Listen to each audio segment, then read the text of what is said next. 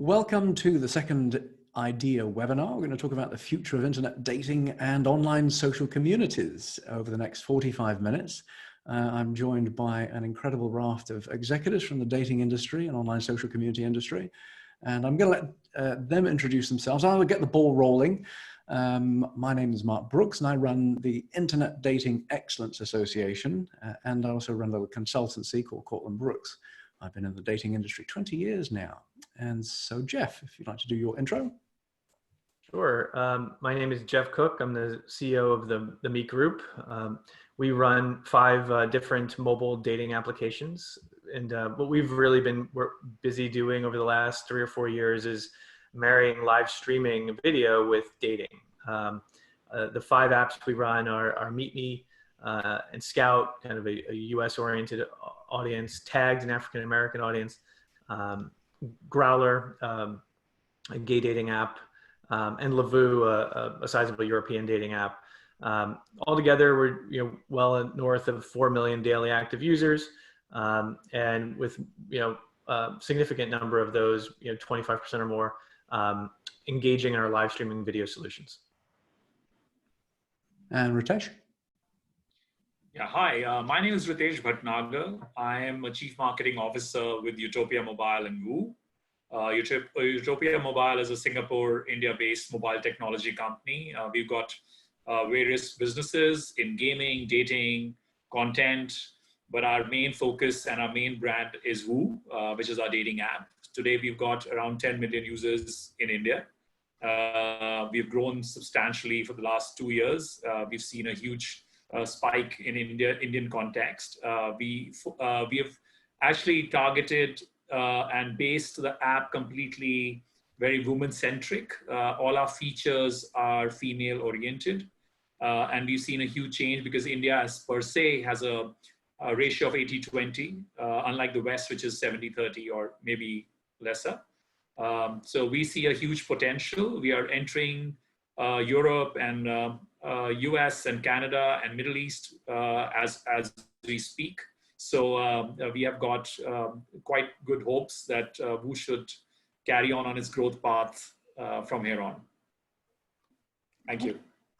Thank you, Ritesh. Todd? Hi, I'm Todd Sowers. I am the Chief Operating Officer at Perry Street Software. We currently have 2 brands. They are gay, bi, trans, queer apps for the LGBTQ community. And it is Scruff, and the other is Jacked. And we have about 1.5 million daily active users on our platform right now. The majority of traffic, it just flipped for us, actually. We are now 52% of our customers that log in on a daily basis are outside of English-speaking markets. So we are growing at a very rapid rate internationally, which is really exciting for us.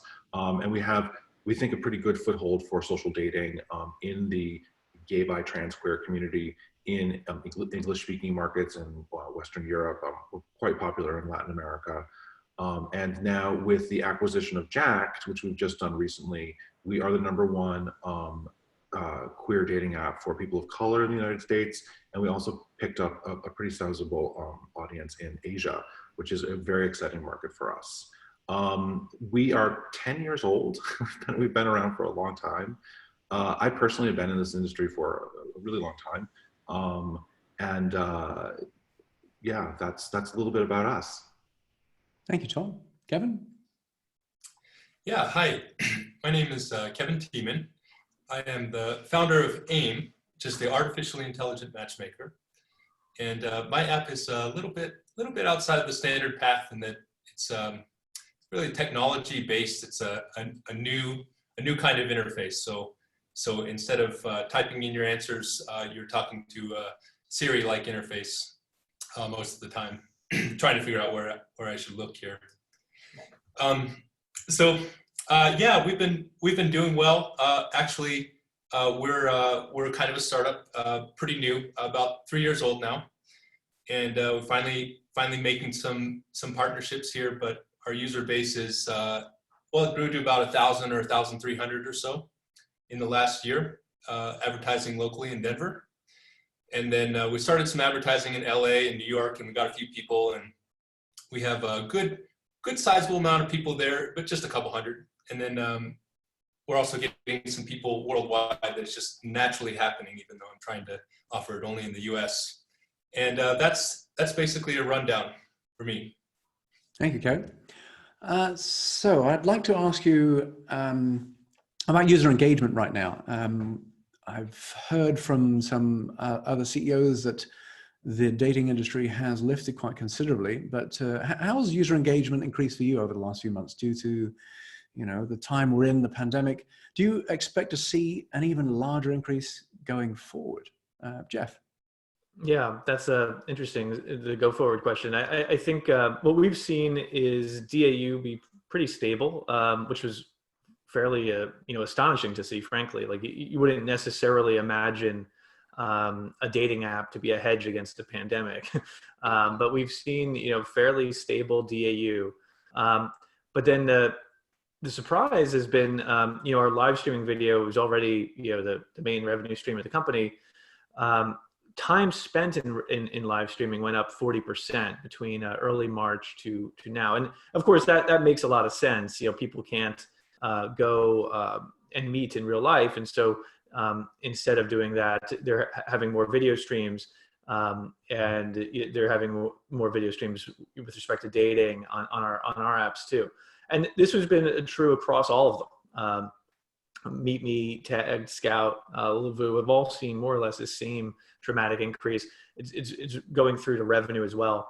And it was so much so that, with respect to Growler, which was actually the only app we had in the portfolio as our most recent acquisition, we hadn't fully rolled out our platform to it, our video platform. We fast tracked that just because between, I guess, the mid-March and today, we launched free one-on-one video on Growler as well as a live streaming broadcast platform. And so it's really been a video story. There has been some declines to our ad revenue, but that's been mostly made up by gains in video revenue. Gotcha. Thank you, Geoff. And Ritesh, how's user engagement trending for you, and what do you think it's going to look like later on? So, over the last decade, as such, the industry had evolved a lot. But I think, again, it's got morphed a bit. And we did see a spike initially when the lockdown was called. We saw engagement on the app increase. Our 40% matches went up on the app. The messaging on the app went up to around 70% increase. We have a feature which is called Woo Phone, which is basically a calling feature in which a female can only call a male and a man can only receive the phone call. And it's through the app. That went up to around 30-40%. But lately, post 1 month now of lockdown, I think things are stabilizing a bit. They're coming back to normal. So things I would predict will come back to what they were. There was a spike initially, as I said. The engagement, of course, has gone up on the app, but the new users and the DAU, I think, is stabilizing now. Gotcha. Kevin, how's things looking for you? Sorry, Todd, actually you go to Todd. There we go. So originally in the first, I would say, 2 weeks, we did see a decrease in daily active users. Monthly active users were actually up. We had an all-time high record for March for monthly active users. But obviously that, I think, included a lot of pre-pandemic, because I don't think we really started going in terms of people really being freaked out, and reasonably and understandably so, until mid-March. So we did see all-time high records for March, and then we did see for April, more or less, our traffic was flat. But to Geoff's point, there was a lot of volatility on daily active users. There were some days where we saw like a 14% decline. And it might have been, early on. It has since more or less gone back to normal. And, I'm not exactly sure what's going to happen moving forward. We're looking towards growth, obviously, but I think that there's a lot of unknowns. Revenue, however, we're very lucky in the sense that it's been unchanged for us. And in fact, it's up a tick. Some of our advertising revenue is down, but for the most part, things are pretty stable. Gotcha. Okay, that's good to hear. Kevin, how's things looking for you? Cool. So first, just to base this a little bit, I'm dealing with a smaller user base, so a couple thousand, and also pre-revenue, so I can't talk to the revenue changes. However, I've noticed just automatically people reaching out more in the last month or so. And what AIMM is doing right now is we're kind of building up a lot for our next version, working with my partner. So we are in the process of kind of internally building, but as we're doing that, I'm noticing that people are reaching out more automatically without any form of advertising or anything, asking, just inquiring about things. So I definitely noticed an increase in activity and interest in online dating automatically in the last month or so. Gotcha. Thank you, Kevin. So once we get past all of what is happening right now, what do you think the lasting impact is going to be on the online dating industry? What do you think is going to carry over? Yeah, sure. So, I think that I think the first question is, how long will this last? And, I think that will help determine what it looks like on the other side. And, unfortunately, our best guess is this is going to last a very long time. Maybe things start to come back in certain places, but, maybe in upstate New York, but not in New York City, for example. But the sense we have is, countries and economies are going to open up. Probably too soon. There'll be various waves of infection and concern, so that while things are more open than they were, they will also be perceived as more dangerous and lead a lot of people not to meet up. And so I think that we continue to be as invested in live streaming and video as possible, but we're also probably more than in past years, really focus on just the core dating aspects, the chat, the profile building. And we're even working on a feature that kind of is at the nexus of live streaming and meeting in real life. So like using live streaming as a filter on whom to meet in real life. We think that, the more casual and maybe more gamified and shallow an app is, if you're just swiping through profiles, without an ability to engage someone deeper than that until you meet them, those are probably the ones that are going to be impacted the most, only because you're not going to want to risk exposure to a virus for someone you haven't even thought worthy of having a video chat with for a couple minutes. So I think that the lasting impact will be there's more video. I think the lasting impact will be I think apps that are looking for serious committed relationships are probably going to do reasonably well, because I think you'll probably still you'll still risk your exposure to the virus to meet those people, but that in terms of when is there a return to normal, it's not going to bounce back fast. It's going to take a year or two, hopefully, or not more than that. Thank you, Geoff. Ritesh, how do you see things going forward once we're past the coronavirus? Well, I think I tend to agree with Geoff, what he's saying, because I think people are trying to find the new normal now, and that the phase that the entire dating industry, or especially in India, the way it was going, I think that's changing and evolving as we going through this tough times. This is not going to end soon. And I think people, and I was saying this earlier, people are now looking at engaging themselves more with their matches and trying to find out about them more instead of jumping to that first date, because that's gone out of the window. Now there is nothing called meeting physically or going out after a couple of chats on the dating app, or actually moving to WhatsApp and sharing a number.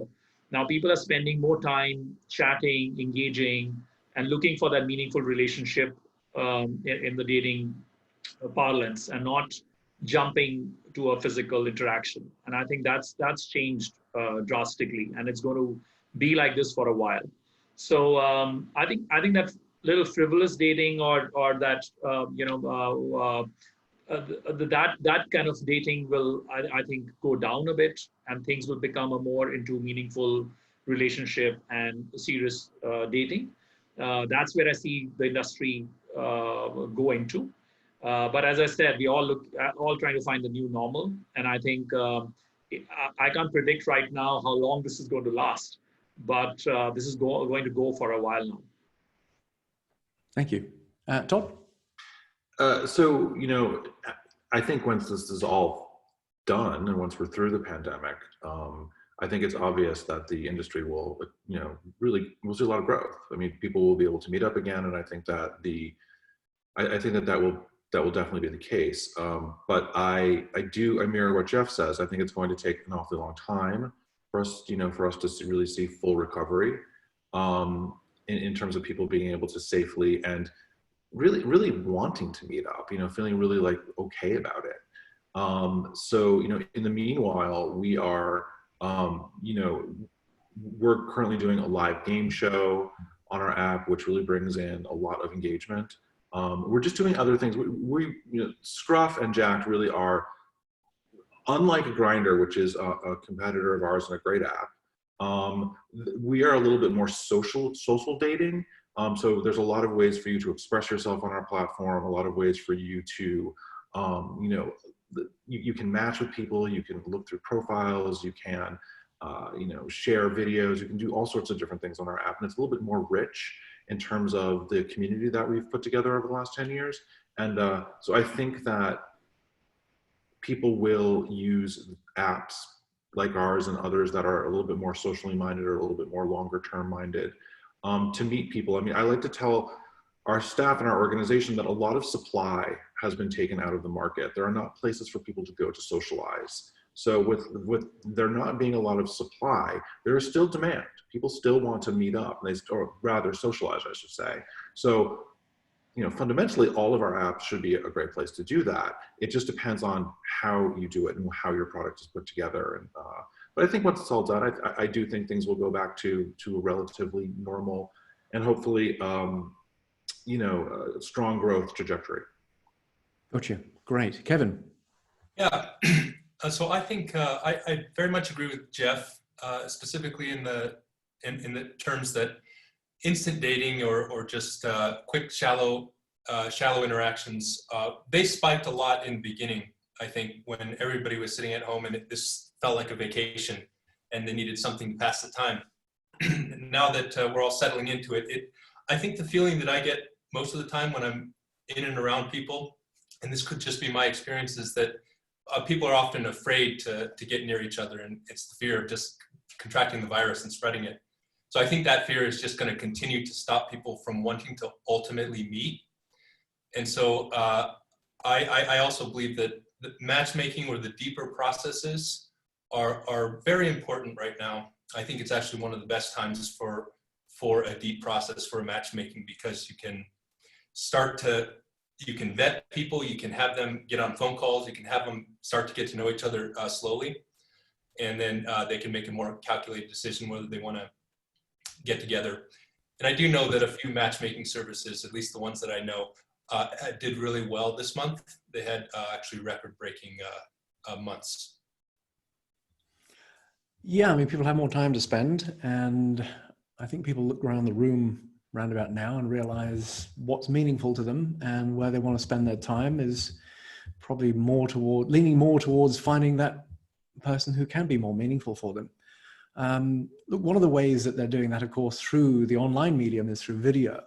So will video continue to be impactful? Do you think people are going to really get hooked on it? And will more daters have video calls before meeting in person? Are they going to do their first dates online after all this, do you think?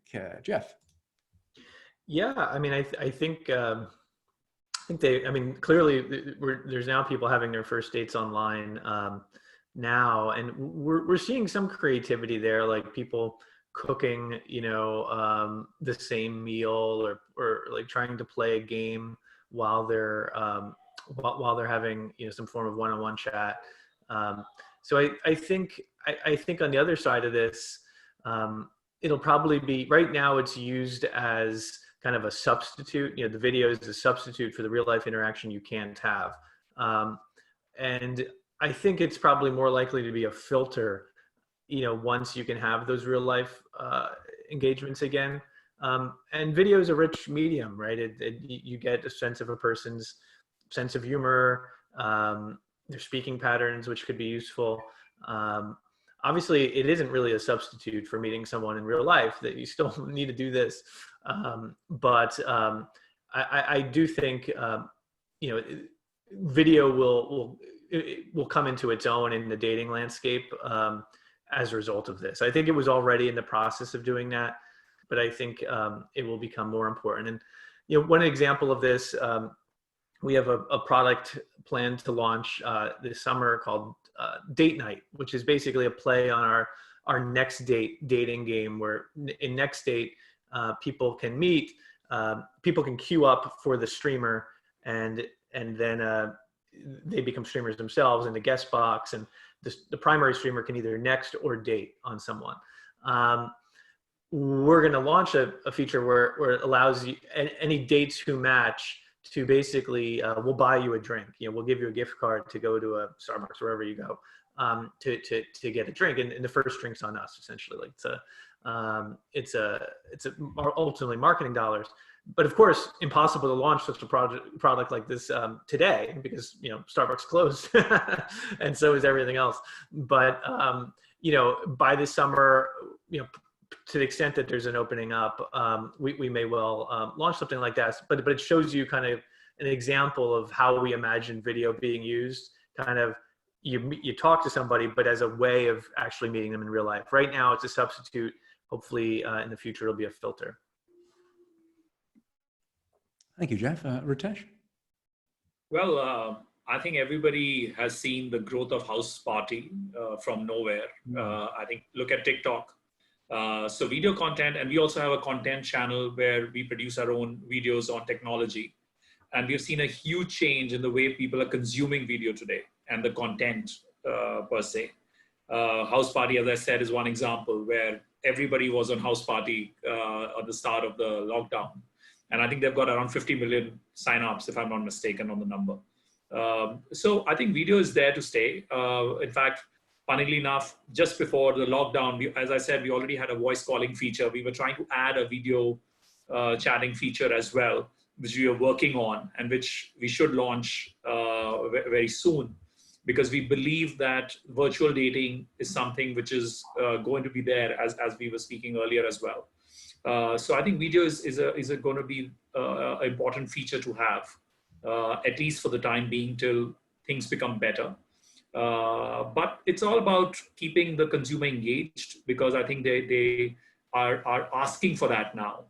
Chatting, as I said, and has gone up, but that's not the end of it. People are looking for new things to do while connecting with people. So how you can engage them, how you can connect them on a virtual dating is the key. Gotcha. Great. Thank you, Ritesh. Todd? So yeah, I think that, obviously video is a very, very important part of the future. I'm not exactly sure what the hair on fire solution video solves is. I think that, there is, I think that we're doing a lot of ethnographic and just general research into video right now, because we don't want to spend engineering resources just trying things out to see if they work or not. We want to really be able to understand what the marketplace wants so that we can deliver or start to deliver on that. And right now, what we're finding is that, yes, a lot of people do go to either FaceTime or WhatsApp for anonymity, to be able to do a video after they've spoken a couple of times to, really confirm that the person isn't just completely creepy. But I'm not sold that, I mean, for example, Tinder, they're one of the largest apps, if not the largest in our world. And they're not really doing anything all that interesting with video right now. So I don't think that it's really obvious yet as to how customers want a video integrated into their lives. And that very well could be because people have not necessarily completely come out of their shell on it yet. They're not completely comfortable with it yet. I think millennials are really helping lead that effort in terms of they are very comfortable with it. I think video is great. And I think that there certainly are a lot of people. I mean, if you take a look at Geoff's platform, Geoff has a ton of people doing really fun things on all of his apps. Even Growler, you know, I saw some guys doing cooking the other day. It's really, really fun. But I just don't know that that is for everybody.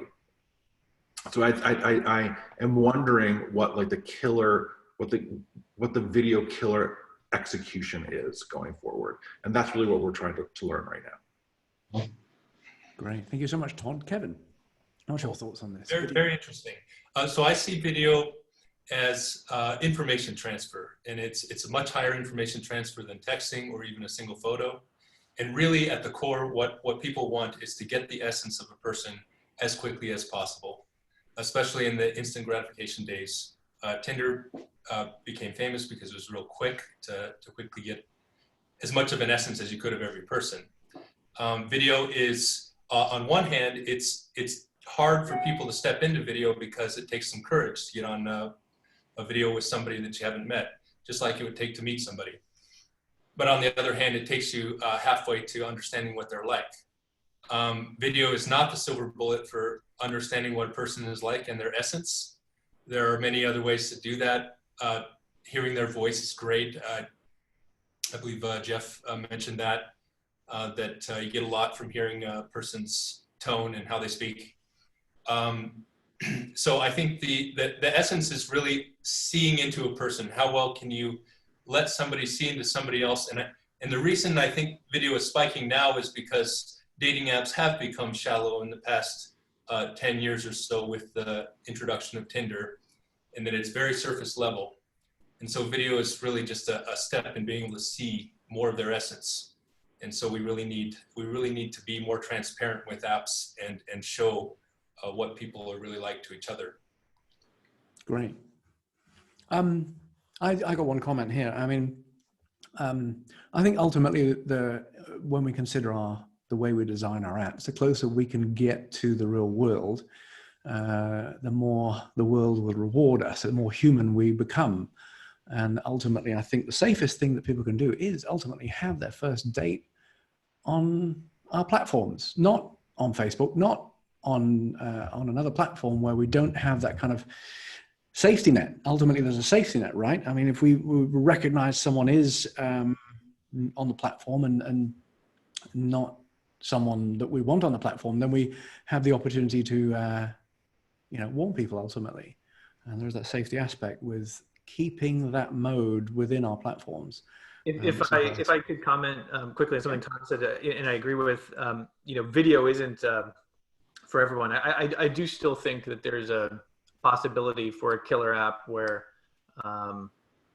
you have a video solution that might work for great numbers. But even when you're looking at our apps, we're talking about across the 5 apps, anywhere from 15 to 30% of the users per day doing it, right? And so that leaves 70 to 85% who aren't.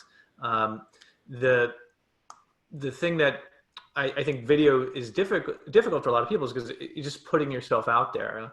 This pandemic, I think, has led a lot of people to get more comfortable with doing video chats, but it's a difficult thing, especially in a dating context, to put yourself out there like that, and not to be able to curate yourself so carefully. But the one thing that we have, and a lot of our video solutions were inspired by seeing what was happening on YYMOMO, is let's imagine you have, and this is where I'll shamelessly pitch Todd. Let's imagine you have 1.5 million DAU. You can take 20% of those, monetize them at 50 cents, and that's $75 million a year. So I agree that video is not for everyone, but it's for a surprisingly large subset that monetizes as well. And by the way, we offer plug-in video solutions. I think one of the things that you do with your platform, though, is you make it okay to not do video. You come onto a platform where it's just one-to-one, and the expectation and culture then becomes you should be doing one-to-one. But that culture is not quite there yet. I think there are a lot of people that just don't want to do one-to-one, and not even, and quite a lot more that don't want to do one-to-many. But you're creating an environment that's okay for everyone, the introverts, the extroverts, the people who want to do video, people who are warming up to it yet. And so that's the, the fascinating thing with this particular mode. Sorry. No, I was just saying, then there are other extremes, like there are a lot of Chinese apps who've got video chatting with people on forums, right? You come in a forum on a dating app and there's already somebody like an influencer or a middle person who's helping to have a live video chat with two people or potential people, right? So either that's one route that they have taken and they monetize it brilliantly and they make a lot of money out of that. But it's about how you're using the video on a dating app, like Geoff said, or like rightly you said, that how there's a percentage which is ready to do so, which is confident of coming on a video chat, and we can actually monetize it as we go forward. Yeah, I'll add to that too. We failed on video a couple of times before we hit on something that was working, and the nature of our failures were really by requiring everybody to be on video. So like we had one feature that was basically Tinder meets Vine, short swiping videos. We called it Charm. We had another which was like one-on-one video with a kind of a bunch of gaming activities, but ultimately everyone was on video, and really the one-on-one video is meaningful to the company, but it's not that meaningful. But what really did change our fortunes was broadcast video, the one-to-many, because we see that for every one broadcaster there's 7 to 10 viewers, and now suddenly you can get real liquidity inside of the video streams.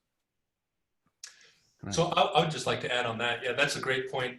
I would say that the one-on-one video is one thing, but the video, seeing somebody speak and seeing their essence, can be done at any time.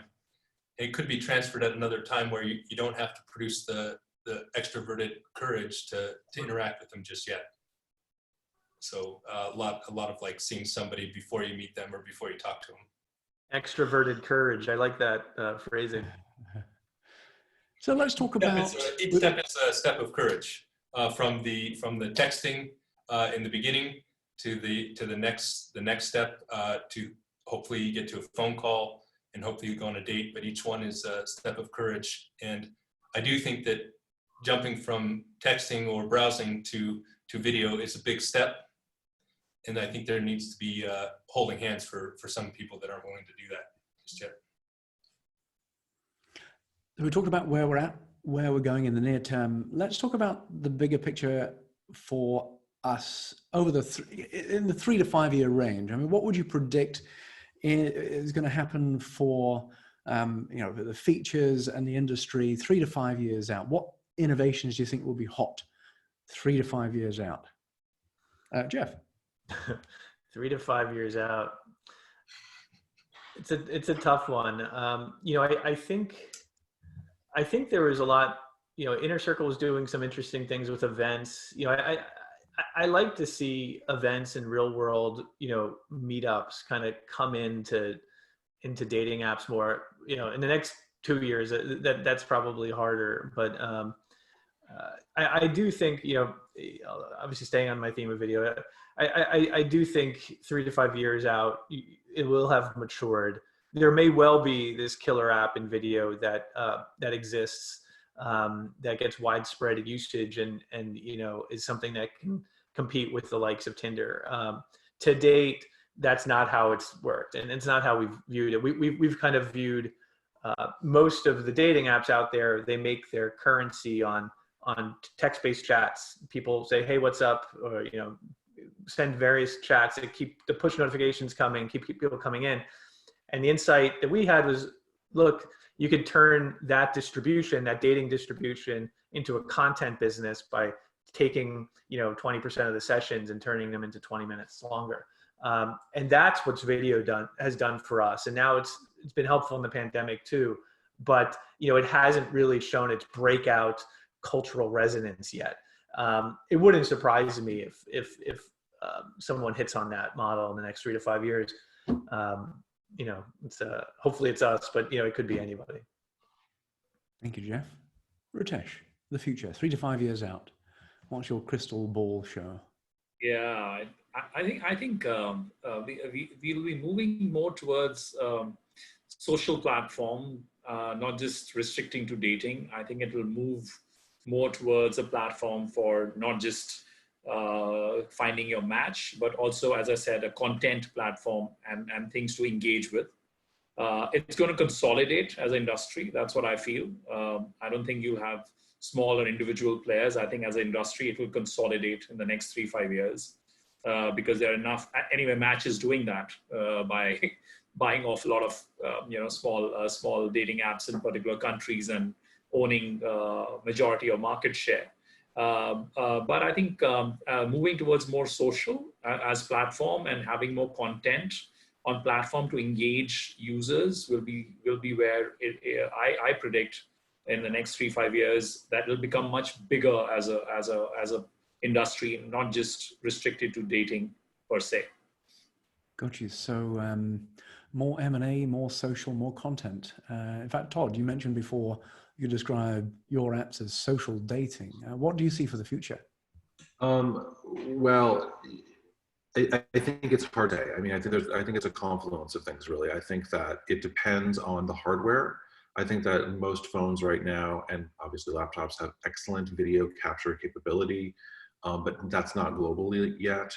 I think bandwidth issues are still, you have to really be connected to Wi-Fi unless you're in a great LTE market. But I think that those things will solve themselves.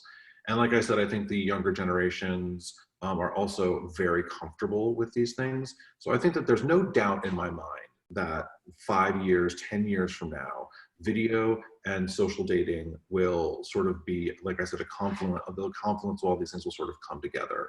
You know, we're very much a research-driven, data-driven, and really research-driven organization. I try to really make sure that we talk to all of our customers all over the world. And one thing that keeps on coming up when we ask our customers, what other platforms do you use besides Scruff or Jacked? And number one is always Instagram or Facebook. And that's what they use to date. And I'm always really, you know, the Facebook one, I'm like, really? But in Instagram, I understand. I mean, and those, if you take a look at that as maybe a leader or an indication as to where things are going, people like the ability to be social and to also use that as a way to date potentially. So and there's no doubt in my mind, like I said, that video won't play a tremendous role in that as people become more comfortable, as the people who are already comfortable doing it become older and their children do it. So just what that exact path is to, you know, what we're referring to as like the killer solution or the killer app, I don't unfortunately know, and if I did, I would build it today. But I think time and research will tell. Gotcha. Thank you, Todd. Kevin? Well, Mark, this is my favorite question. So it should be obvious by looking at anything that I'm doing that I have a pretty clear vision of where I think the future is going to go. And the main essence behind it is we're not very good at advertising ourselves on dating apps. I've been using dating apps for 10 years since they've come out, and I've been using Match since 1997 or so. But the main problem is the self-PR problem, is that people need to write a profile to sell themselves. And that whole essence is not natural in the first place. To sell yourself, to figure out what you're supposed to be like, is leading everybody to follow the same techniques, post the same images of rock climbing and next to Ferraris and stuff. AI and technology is in a very close moment to becoming much more advanced. Technological singularity is coming right around the corner, 1 to 10 years, where we can have machines that are very intelligent in many ways. And so it's obvious to me that when I look into the future, I see an AI that helps you in every step of the way, just like a matchmaking service does, where it would hold your hand at every step when you are trying to figure out what you're supposed to say to your date the first time. Nobody knows. And if you get sucked into the games of what you're supposed to say to your first date, it's usually a bunch of nonsense and everybody's saying the same things. So AI is going to do all the parts that we're not good at, the self-PR. It's going to hold our hand all the time, every step. It's going to facilitate our dates, and it's going to share feedback across people. And then, and that is enough for somebody like me that's always had trouble finding their partner for 10 years through dating apps. I've never had luck. That would actually work for me. And it pretty much did in my matchmaking service. Although I chose not to settle down, I had got very, very close. So that's definitely where it's going, more service.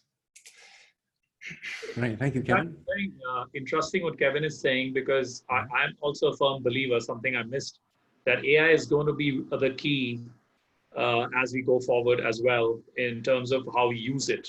Though I don't think people have still woken up to it or what it can do for you. Like we also use Amazon recognition engine.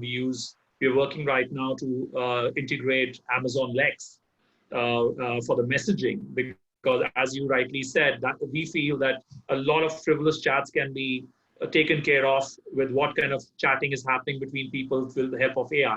So there, females or males don't feel then or not given unwanted text from each side, and people are helped. We've got a feature called Crush, for example. That's like a direct message. So people type in their messages, and most often than not, it's an hi and what's up. But if you have an AI engine behind it, people can have more, interesting chats on the app as well. So I also feel that AI is going to play a key role 3 to 5 years down the line. Fascinating. I think one of the things I learned over the last couple of years is that incentives drive behavior. So if we think about the collective industry, I think we're incentivized to try and get over this continuity problem of waving goodbye to our clients after we've done a good job for them. And so I think there's going to be a natural incentive for the industry to create environments that are more social, that keep providing value after the point of which people have formed those relationships. I think ultimately that 3 to 5 year range would be quite formative for us, because we will start to do decent work with AI. We'll get enough access to look at enough data to make sense of it and implement forms of AI that will provide some value after the point that people meet. So it gets exciting, I think, especially exciting in that 3 to 5 year range. We're all committed for the long term, I think. So it'd be interesting to have this conversation again in the future. Thank you so much. I look forward to doing more of these with you. This is the second ever IDEA webinar, and look forward to doing another one next month. Thank you very much. Thank you. Thank you. Thank you very much. Thank you.